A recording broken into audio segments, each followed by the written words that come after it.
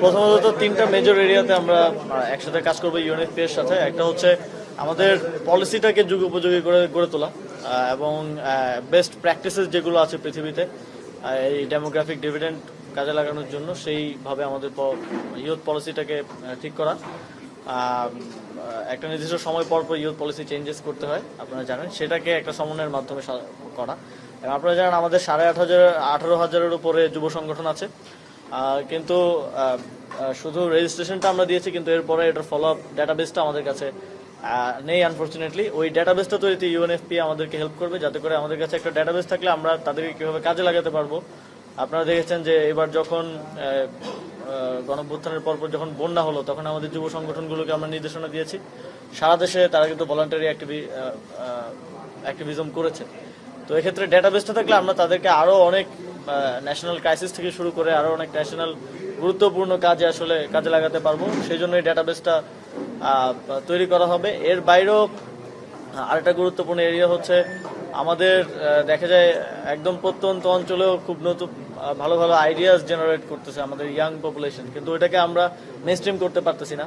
তাদের সাথে আমাদের ওই যোগাযোগ, ওই কমিউনিকেশনটা নেই। ওইটা ডেভেলপ করার জন্য আমরা পলিসি ওইভাবে তৈরি করব এবং এটাতে ইউএনএফপি আমাদেরকে সহায়তা করবে। একটু প্রথমত ওনারা যে কমিটিগুলো জমা দিয়েছেন আপনারা জানেন, আমরা একটু বেসিক ভেটিং শেষেই দিয়ে দিই এবং আশা করা যাচ্ছে এই সপ্তাহের মধ্যে আমরা সবগুলো কমিটি প্রকাশ করে দিব, যে অ্যাডহক কমিটিগুলো বাকি ছিল। এবং এরপরে যেই কমিটিগুলো হয় নাই, ওই স্পোর্টসগুলো স্বাভাবিকভাবে একটু স্থবিরতা ছিল, আশা করি সেই স্থবিরতা কাটবে। এর বাইরে আমাদের যেই কনস্টিটিউশনাল রিফর্মের জায়গায় অলরেডি সার্চ কমিটি যারা ছিলেন ওনারা অনেকটা কাজ এগিয়ে নিয়েছেন। যেহেতু সার্চ কমিটি শব্দটার সাথে আসলে কনস্টিটিউশনের ইয়েটা যায় না, সেই জায়গা থেকে আমরা হয়তো আরো কোঅপ্ট করে এটাকেই আরো একটা নির্দিষ্ট সময় আমরা বেঁধে দেবো, এর মধ্যে আমরা কনস্টিটিউশনাল রিফর্মগুলো করে ফেলবো আশা করি। তবে সেটা কি কমিশন নামে আসবে? সেটা কি কমিশন কি নামে আসবে সেটা আমরা একটু এটা দেখা যাক।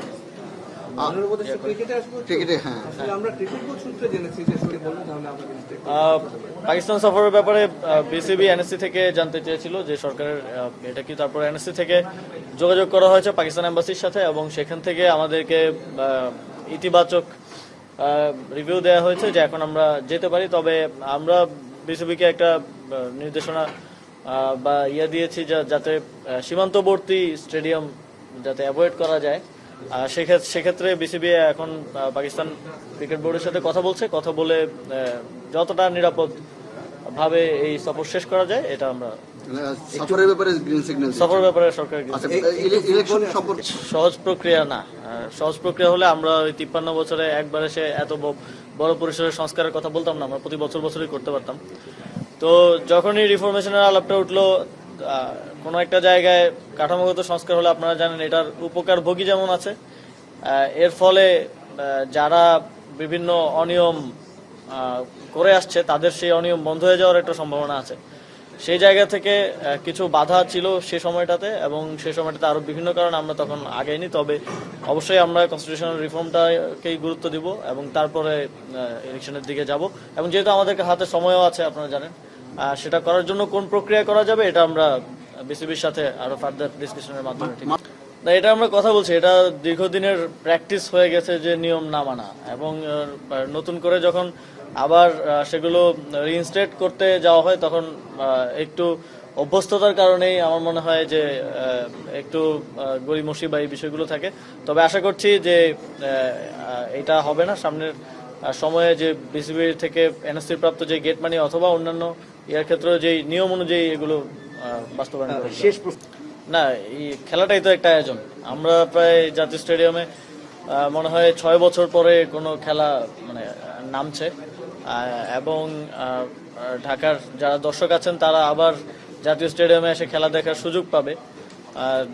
এটাই একটা বড় আয়োজন বলে আমি মনে করি, এবং এখনই অনেকে আগ্রহ প্রকাশ করছে, অনেকে টিকিট চাচ্ছে খেলা দেখার জন্য।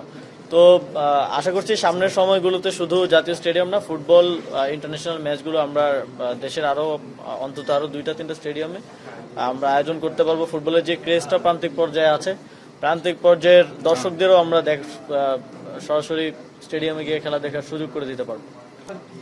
আমাদের গতকালকের একটা প্রেস রিলিজে আমাদের অবস্থান স্পষ্টভাবে পরিষ্কার করা হয়েছে। এখানে অনেকগুলো জটিলতা আছে, আপনারা জানেন। এখানে আমাদের এই সরকার দায়িত্বে আসার পরেই অধ্যাদেশে পরিবর্তন, আইনের পরিবর্তন এনে সিটি কর্পোরেশন, পৌরসভাগুলো বিলুপ্ত ঘোষণা করা হয়েছিল এবং তারপরে এখানে অনেকগুলো আইনি জটিলতা আছে, সেগুলো আমরা আইন মন্ত্রণালয় থেকে জানতে চেয়েছি যে কি কি ধরনের আইনি জটিলতা আছে কিংবা আছে কিনা, এবং এর বাইরেও মেয়াদ সংক্রান্ত জটিলতা আছে। এর বাইরে আবার আমরা একটা লিগ্যাল নোটিশ পেয়েছি এবং আমাদেরকে বিবাদী করে রিটও করা হয়েছে যাতে শপথ গ্রহণ করতে না দেওয়া হয়। আমরা যতদূর জানি সেটা বিচারাধীন আছে। তো এই সকল ধরনের জটিলতা নিরসন না করে আমরা কোনো সিদ্ধান্তে আসলে যেতে পারছি না। তো রিটের বিষয়টা এবং আইন মন্ত্রণালয়ের মতামত পাওয়া গেলে কোনো ধরনের আইনি জটিলতা না থাকলে শপথ দিতে কোনো অসুবিধা নেই। যদি আইনি নিষ্পত্তি হওয়ার আগে সমর্থকরা যদি না সরে, সেক্ষেত্রে নগরবাসীর জন্য আসলে কি ধরনের ভূমিকা পালন করবে? এটা দুঃখজনক। আমরা আশা করব যে যারা সেখানে আন্দোলন করছেন, আমরা দেখেছি বেশিরভাগই একটি নির্দিষ্ট রাজনৈতিক দলের নেতাকর্মী। আমাদের প্রত্যাশা থাকবে যে নগরবাসীর যে ভোগান্তি, এবং ভোগান্তিটা শুধুমাত্র এই রাস্তা বন্ধ করে দেওয়ার জন্য নয়। আপনারা জানেন যে অনেক রেগুলার অ্যাক্টিভিটিস, রেগুলার কাজ আছে সিটি কর্পোরেশনের, সেগুলো এক ধরনের স্থবিরতা হয়ে আছে। এই ভোগান্তি নিরসনের জন্য ওনারা ধৈর্য দেখাবেন এবং এই যে আইনি জটিলতাগুলো আছে, হাইকোর্টে বিচারাধীন আছে, হাইকোর্টের প্রতিও সম্মান প্রদর্শন করবেন এবং ধৈর্য ধরবেন আর কি।